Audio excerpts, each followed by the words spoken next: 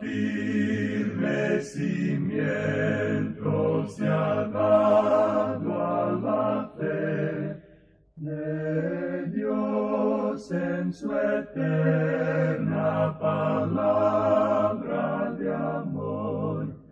Con el propósito de compartir con usted las inmutables verdades de la palabra de Dios, presentamos A través de la Biblia, un estudio detallado y sistemático de toda la Biblia que le ayudará a conocer lo que Dios ha revelado para nuestro provecho espiritual.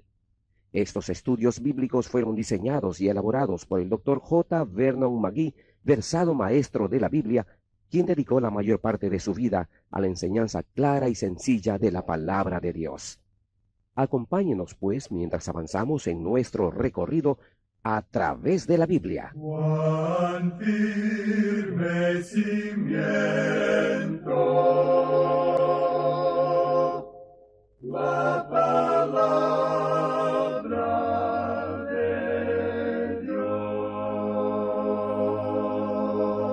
Es un gozo estar nuevamente con usted, amigo oyente, para traerle otro estudio de la serie A través de la Biblia. Continuamos estudiando hoy el capítulo 13 de los Hechos de los Apóstoles.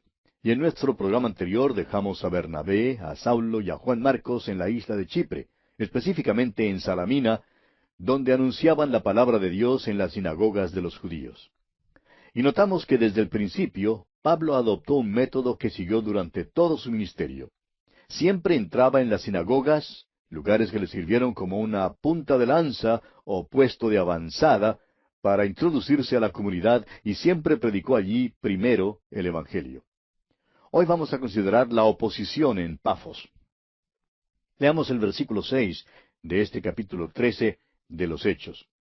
Y habiendo atravesado toda la isla hasta Pafos, hallaron a cierto mago, falso profeta, judío, llamado Bar-Jesús. Parece que su ministerio no llevaba mucho fruto en Salamina. No se nos da ningún registro en cuanto a los resultados de su ministerio allí. Atraviesan la isla de Chipre y en Pafos encuentran esta oposición, la cual realmente es satánica. Esta oposición se les presentó por medio de un mago que tenía mucha influencia sobre el procónsul romano, gobernador de aquella isla, llamado Sergio Paulo. Allí en Pafos, pues, encontraron a este mago llamado Bar-Jesús, y dicen los versículos 7 y 8, que estaba con el procónsul Sergio Paulo, varón prudente. Este, llamando a Bernabé y a Saulo, deseaba oír la palabra de Dios. Pero les resistía Elimas, el mago, pues así se traduce su nombre, procurando apartar de la fe al procónsul. Esta es una oposición satánica, y este hombre influía sobre el gobernador. Lamentablemente hay muchísimos gobernadores hoy en día que se han metido en diversas sectas, están bajo la influencia de toda clase de sectas que están en directa oposición a la palabra de Dios y en oposición al Evangelio. Ahora el versículo 9 dice, Entonces Saulo, que también es Pablo, lleno del Espíritu Santo, fijando en él los ojos. Ahora vemos aquí que el nombre de Saulo es cambiado. Aquí el doctor Lucas da por primera vez a Pablo su nombre romano, que desde ahora en adelante será su único nombre. Pablo, pues, lleno del Espíritu Santo, fijando en el mago los ojos, dijo aquí en el versículo 10, Oh lleno de todo engaño y de toda maldad, hijo del diablo, enemigo de toda justicia, ¿no cesarás de trastornar los caminos rectos del Señor? Pablo bien pudiera haber sido un hombre de carácter bastante manso, pero cuando encontró esta clase de oposición, la denunció con todo su ser. Reconoció que era satánica y la denunció como tal. Y creemos, amigo oyente, que nos corresponde hacer lo mismo hoy en día. Pablo continúa hablando aquí en el versículo 11, y dice, Ahora pues, he aquí la mano del Señor está contra ti, y serás ciego y no verás el sol por algún tiempo. E inmediatamente cayeron sobre él oscuridad y tinieblas, y andando alrededor buscaba quien le condujese de la mano. Este supuesto mago ya andaba en tinieblas espirituales, pero ahora le caen tinieblas físicas. Y continúa el versículo 12 de este capítulo 13 de los Hechos, diciendo, Entonces el procónsul, viendo lo que había sucedido, creyó, maravillado de la doctrina del Señor. Permítanos dirigir su atención, amigo oyente, hacia el hecho de que Pablo tenía los dones de un apóstol, pues eran dones acompañados de señales. Cuando llegó a Pafo, no le fue posible pedir que se volvieran a las enseñanzas del Nuevo Testamento porque todavía no había ningún Nuevo Testamento escrito. Pablo no podía predicar de la epístola a los romanos porque todavía no la había escrito. No podía volverse al Evangelio según San Juan porque Juan todavía no había escrito su Evangelio.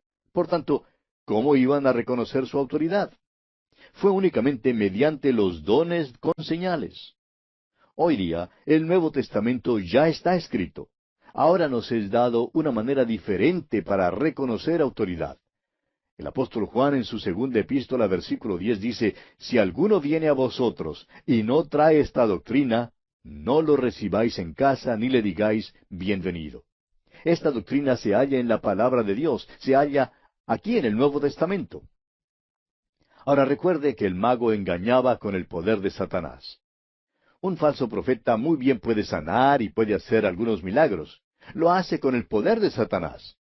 Pablo, en cambio, recibe su autoridad del Señor Jesucristo. Su mensaje es el Evangelio del Señor Jesucristo. Domina completamente al mago. Y vemos que el procónsul romano, Sergio Paulo, llega a la luz. Ha caminado en tinieblas espirituales, pero ahora se admira de la doctrina del Señor y cree. Leamos ahora el versículo 13 de este capítulo 13 de los Hechos de los Apóstoles. Habiendo zarpado de Pafos, Pablo y sus compañeros arribaron a Perge de Panfilia, pero Juan, apartándose de ellos, volvió a Jerusalén. Ahora eso es todo lo que nos dice el doctor Lucas. El doctor Lucas es muy moderado y modesto. No nos dice nada negativo en cuanto a Juan Marcos.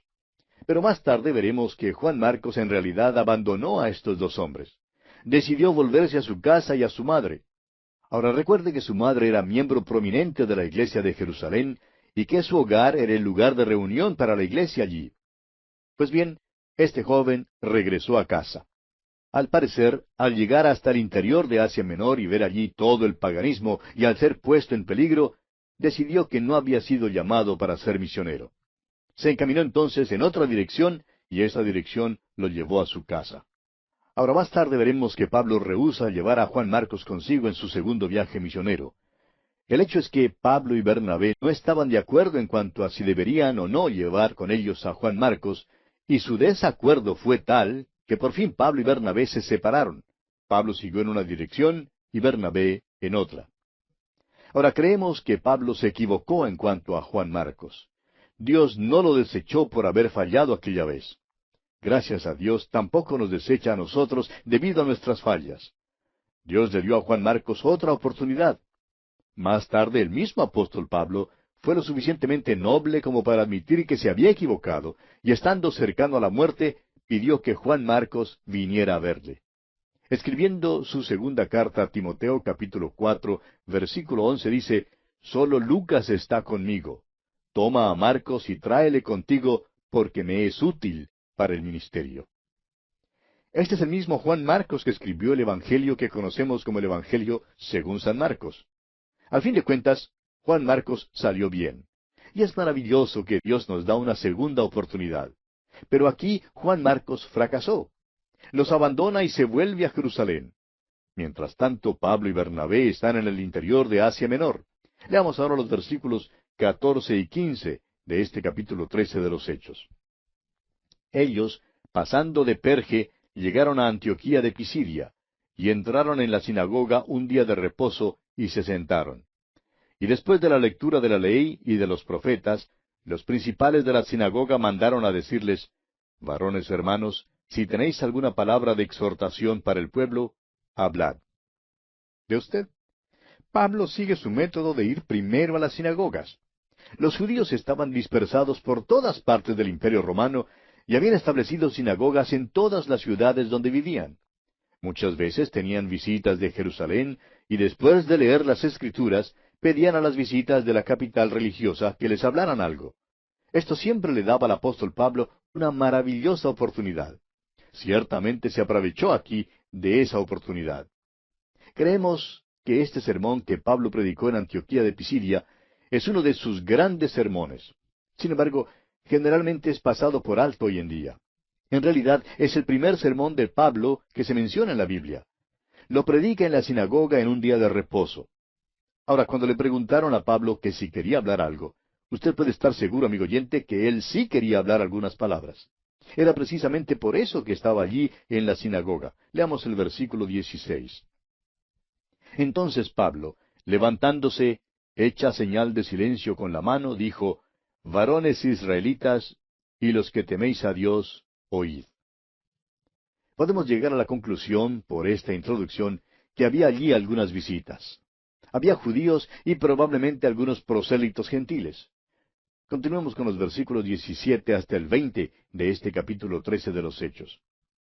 El Dios de este pueblo de Israel escogió a nuestros padres y enalteció al pueblo, siendo ellos extranjeros en tierra de Egipto, y con brazo levantado los sacó de ella. Y por un tiempo como de 40 años los soportó en el desierto, y habiendo destruido 7 naciones en la tierra de Canaán, les dio en herencia su territorio. Después, como por 450 años, les dio jueces hasta el profeta Samuel. Ahora fíjese usted que Pablo hace lo mismo que hizo Esteban ante el Sanedrín. Hace un recuento de la historia de la nación. Continuemos con los versículos 21 al 23. Luego pidieron rey, y Dios les dio a Saúl hijo de Cis, varón de la tribu de Benjamín, por 40 años. Quitado éste, les levantó por rey a David, de quien dio también testimonio diciendo, He hallado a David, hijo de Isaí, varón conforme a mi corazón, quien hará todo lo que yo quiero. De la descendencia de éste, y conforme a la promesa, Dios levantó a Jesús por Salvador a Israel. Pablo hace el recuento de la historia de Israel hasta el tiempo de Jesucristo. Y ahora les presenta al Salvador. Fíjese usted, versículos 24 al 26. Antes de su venida, predicó Juan el bautismo de arrepentimiento a todo el pueblo de Israel. Mas cuando Juan terminaba su carrera, dijo, ¿Quién pensáis que soy? No soy yo él, mas he aquí viene tras mí uno, de quien no soy digno de desatar el calzado de los pies. Varones hermanos, hijos del linaje de Abraham, y los que entre vosotros teméis a Dios, a vosotros es enviada la palabra de esta salvación. Al parecer, estos hombres habían oído hablar de Juan el Bautista. Continuemos con los versículos 27 y 28. Porque los habitantes de Jerusalén y sus gobernantes, no conociendo a Jesús, ni las palabras de los profetas que se leen todos los días de reposo, las cumplieron al condenarle. Y sin hallar en él causa digna de muerte, pidieron a Pilato que se le matase. Pablo continúa su reseña histórica, pero junto con la reseña señala también que todo sucedió como cumplimiento de la profecía. Se estaban cumpliendo las profecías al mismo tiempo que las leían todos los días de reposo. Leían las profecías sin comprensión alguna de lo que leían. Y Pablo continúa en los versículos 29 al 31 y dice, Y habiendo cumplido todas las cosas que de él estaban escritas, quitándolo del madero, lo pusieron en el sepulcro. Mas Dios le levantó de los muertos, y él se apareció durante muchos días a los que habían subido juntamente con él de Galilea a Jerusalén, los cuales ahora son sus testigos ante el pueblo. Notará usted que todo sermón que es predicado en el Nuevo Testamento tiene como su punto central, su corazón y su alma, la muerte y la resurrección de Jesucristo. Ese es el mensaje. Simón Pedro lo predicó, y ahora Pablo el apóstol también lo predica. No hay ni el más mínimo desacuerdo en el mensaje de estos dos hombres. Los dos proclaman que Jesucristo fue crucificado y que fue levantado de los muertos. Continuemos ahora con los versículos 32 y 33. Y nosotros también os anunciamos el Evangelio de aquella promesa hecha a nuestros padres, la cual Dios ha cumplido a los hijos de ellos, a nosotros, resucitando a Jesús, como está escrito también en el Salmo 2, Mi hijo eres tú, yo te he engendrado hoy. Este versículo en el Salmo 2 no se refiere al nacimiento de Cristo, se refiere a la resurrección de Cristo. La expresión yo te he engendrado hoy no es una referencia a su nacimiento virginal, sino a su resurrección de los muertos. Continuemos con los versículos 34 y 35. Y en cuanto a que le levantó de los muertos para nunca más volver a corrupción, lo dijo así, Os daré las misericordias fieles de David. Por eso dice también en otro salmo, No permitirás que tu santo vea corrupción. Y Pablo se extiende en cuanto a la resurrección. Hace lo mismo que hizo Pedro en el día de Pentecostés. Es que el corazón del mensaje es la resurrección de Jesucristo, amigo oyente. Esta ocurrió en cumplimiento de las profecías del Antiguo Testamento. Continuemos ahora con los versículos 36 al 39 de este capítulo 13 de los Hechos. Porque a la verdad, David, habiendo servido a su propia generación, según la voluntad de Dios, durmió y fue reunido con sus padres y vio corrupción. Mas aquel a quien Dios levantó no vio corrupción. Sabed pues esto, varones hermanos, que por medio de él se os anuncia perdón de pecados, y que de todo aquello de que por la ley de Moisés no pudisteis ser justificados, en él es justificado todo aquel que cree. Ahora Pablo señala esto con precisión. Explica el significado de la muerte y la resurrección de Jesucristo. En realidad les está pidiendo que hagan la decisión de creer en el Señor Jesucristo. Y continúa en los versículos 40 y 41 y dice, Mirad pues que no venga sobre vosotros lo que está dicho en los profetas. Mirad, oh menospreciadores, y asombraos y desapareced, porque yo hago una obra en vuestros días, obra que no creeréis si alguien os la contare. Aquí tiene usted su llamamiento a ellos. Les pide que no rechacen su mensaje. Y dice el versículo 42, que cuando salieron ellos de la sinagoga de los judíos, los gentiles les rogaron que el siguiente día de reposo les hablasen de estas cosas. Esto revela que también había algunos gentiles que escucharon el mensaje. Querían que este mensaje también les fuera predicado a ellos. Continuemos ahora con los versículos 43 y 44 de este capítulo 13 de los Hechos. Y despedida la congregación, muchos de los judíos y de los prosélitos piadosos siguieron a Pablo y a Bernabé, quienes hablándoles les persuadían a que perseverasen en la gracia de Dios. El siguiente día de reposo se juntó casi toda la ciudad para oír la palabra de Dios. Debe haber habido mucha discusión en cuanto al mensaje de Pablo. El siguiente día de reposo casi toda la ciudad estuvo allí para escuchar la prédica de Pablo. Pero esta vez hubo una gran conmoción debido a que las principales autoridades religiosas de la sinagoga se opusieron a Pablo y a Bernabé. Leamos los versículos 45 al 49 de este capítulo 13 de los Hechos. Pero viendo los judíos la muchedumbre, se llenaron de celos y rebatían lo que Pablo decía, contradiciendo y blasfemando. Entonces Pablo y Bernabé, hablando con denuedo, dijeron, A vosotros a la verdad era necesario que se os hablase primero la palabra de Dios. Mas puesto que la desecháis y no os juzgáis dignos de la vida eterna, he aquí nos volvemos a los gentiles. Porque así nos ha mandado el Señor diciendo, Te he puesto para luz de los gentiles, a fin de que seas para salvación hasta lo último de la tierra. Los gentiles, oyendo esto, se regocijaban y glorificaban la palabra del Señor, y creyeron todos los que estaban ordenados para vida eterna. Y la palabra del Señor se difundía por toda aquella provincia. El Evangelio se predica primero a los judíos y luego a los gentiles. Y los versículos finales de este capítulo 13 de los Hechos, los versículos 50 al 52, dicen, Pero los judíos instigaron a mujeres piadosas y distinguidas, y a los principales de la ciudad, y levantaron persecución contra Pablo y Bernabé, y los expulsaron de sus límites. Ellos entonces, sacudiendo contra ellos el polvo de sus pies, llegaron a Iconio. Y los discípulos estaban llenos de gozo y del Espíritu Santo. En realidad, fueron obligados a salir del pueblo. Pero fíjese usted la condición de aquellos que fueron convertidos. Estaban llenos de gozo y del Espíritu Santo. Y así concluye el capítulo 13 de este libro de los Hechos de los Apóstoles. Llegamos ahora al capítulo 14. En este capítulo tenemos el primer viaje misionero de Pablo. Todavía estamos siguiendo a Pablo, quien acompañado por Bernabé está en su primer viaje misionero. Juan Marcos los ha abandonado y ha regresado a casa. Pero como lo veremos más adelante, saldrá bien porque, gracias a Dios, Dios le concederá una segunda oportunidad. Ahora, no sé qué dirá usted en cuanto a esto, pero permítame decirle, amigo oyente, que Dios no solo me ha dado a mí una segunda oportunidad, sino una centésima y aún muchas más.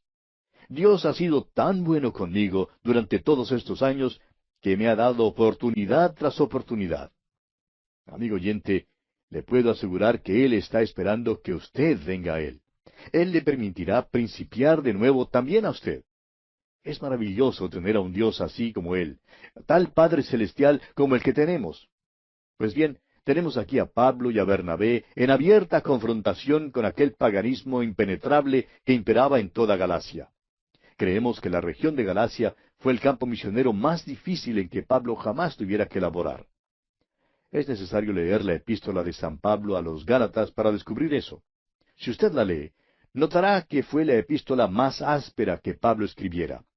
La escribió a un grupo de personas que tenían otra tendencia espiritual que la que debían haber tenido. Es interesante notar también que Pablo visitó las iglesias de Galacia más que a ninguna de las otras. Permítanos ahora darle los datos siguientes en cuanto a esta región de Galacia que fue visitada por Pablo en su primer viaje misionero. Los habitantes que le dieron el nombre a esta provincia eran los galos, una tribu céltica de la misma raza que la que habitó partes de Francia. En el siglo IV a.C. invadieron el Imperio Romano penetrando hasta su capital, o sea, Roma.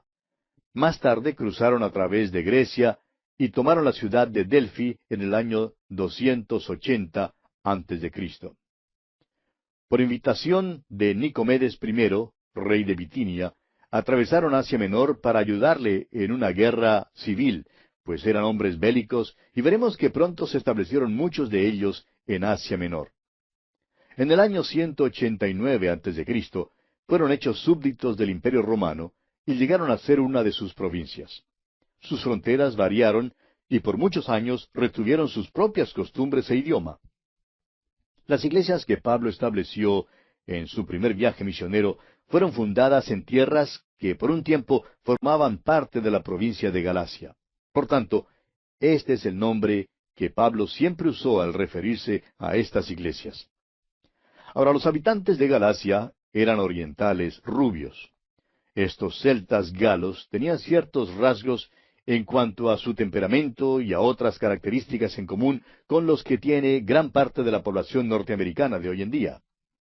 Y hasta creemos que tienen cierto parentesco con ellos, ya que muchos de los que viven en los Estados Unidos son descendientes de antepasados galos de Europa y las Islas Británicas. De modo que hay una gran semejanza con ellos. Ahora, César dijo lo siguiente en cuanto a los galos.